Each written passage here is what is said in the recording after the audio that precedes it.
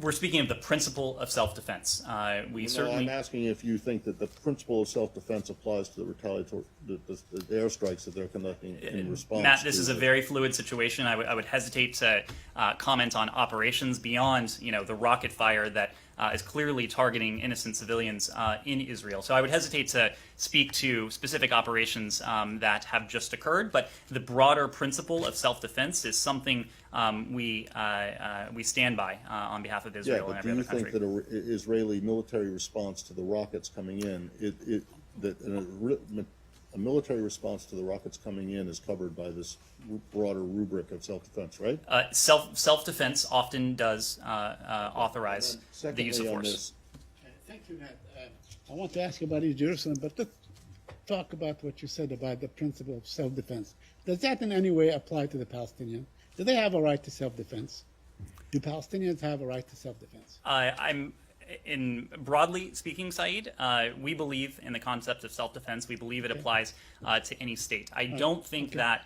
I certainly wouldn't want my words to be construed as. I understand. I want to ask you on Israel. I don't want to harp on this either, but the Israelis killed 13 people just now, including maybe 5 or 6 children. Do you condemn that? Do you condemn the killing of children?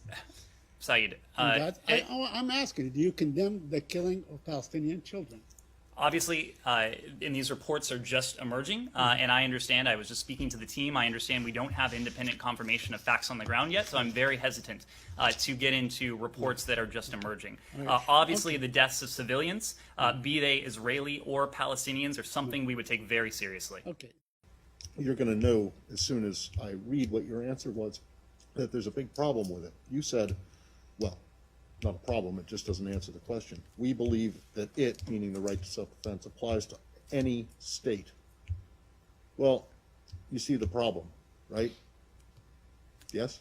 Do you want to? Do you regard Palestine as a state? I wasn't referring. Do you think that, you don't in the context of the ICC and the UN. So are you saying that you do not, if it applies to any state, are you saying that Palestinians don't have a right to self-defense? I was making a broader point not attached to Israel or the Palestinians in that case. So they do have a right to self-defense.